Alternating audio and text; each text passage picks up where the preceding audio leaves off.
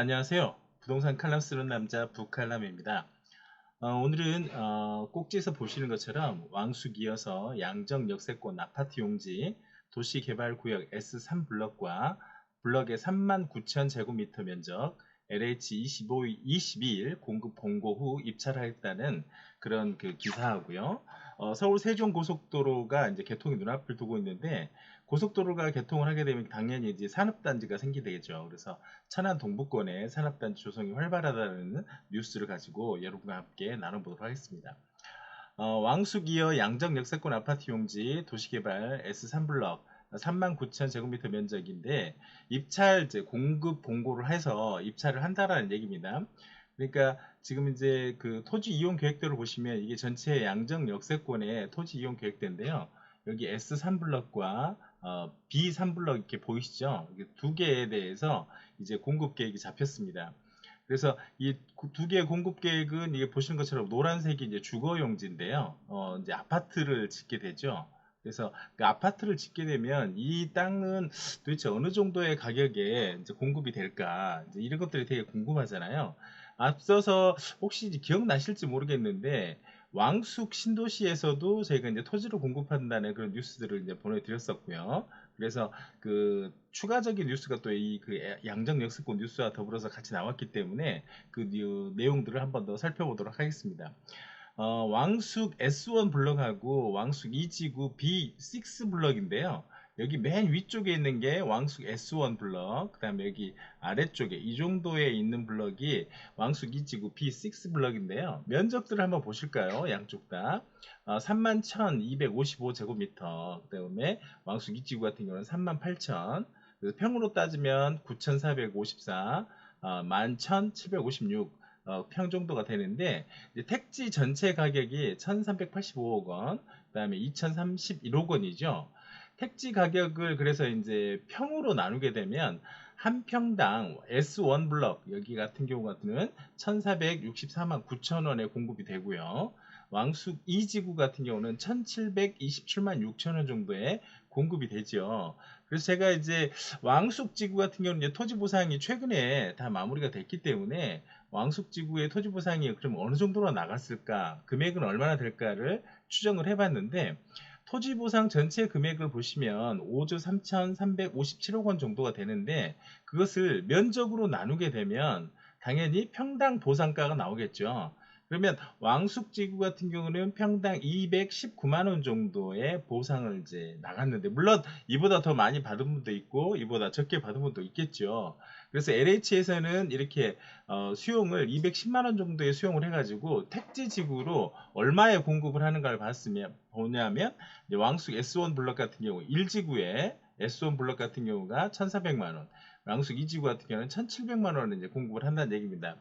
가격 차이가 느껴지실지 모르겠어요. 이 가격 차이가 결국은 이제 주변의 토지 가격에 영향을 미칠 것이고 아시겠지만 이렇게 토지 구획 정리가 되어 있는 곳 같은 경우는 이제 수용을 당했기 때문에 저희가 이제 토지를 매매를 하거나 할 수는 없는데요. 결국은 어느 도시나 신도시가 개발된다고 하면 그 주변 지역의 토지 가격이 오른다는 것은 이제 공식화되어 있죠. 그래서 지금 이제 추가적으로 양정 역세권도 S3 블럭하고 B3 블럭이 이제 공급되는 상황이고요. 그렇게 되면 여기도 입찰을 하게 되면 입찰가가 또 나오겠죠. 물론 지금 말씀드렸듯이 이제 택지 공급을 하고 있는 이 가격에다가 다시 입찰을 붙여서 최종적으로 낙찰받는 시행사라든가 건설사가 어느 정도의 가격을 낙찰받는가가 또 굉장히 중요해질 텐데 당연히 저 가격 이상으로 이제 보상을 받지 않을까 아니 보상이 아니죠. 낙찰을 받지 않을까 이렇게 생각을 하게 됩니다.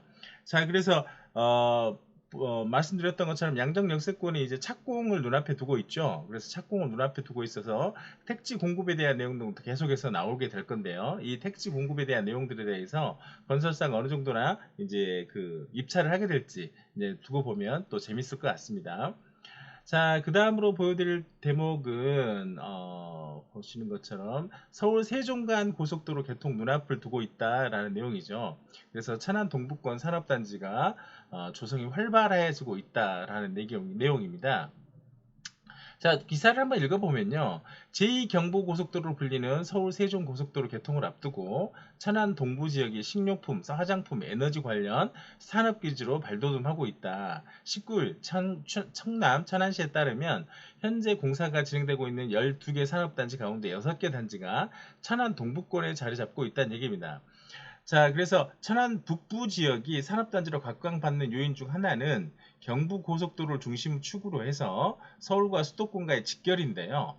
천안은 서울보다 면적이 넓은데 광활한 면적의 동부권은 수도권과의 접근성이 상대적으로 떨어져서 산업단지나 주거단지로 각광을 받지 못했다. 하지만 구리시와 세종시를 연결하는 128km 구간의 서울 세종간 고속도로가 모습을 드러내면서 물류 강점 지역으로 부상한 천안 동부 지역의 산업단지 조성이 활발하다. 이 고속도로는 안성-구리 구간은 24년, 세종-안성 구간은 25년 개통 예정입니다.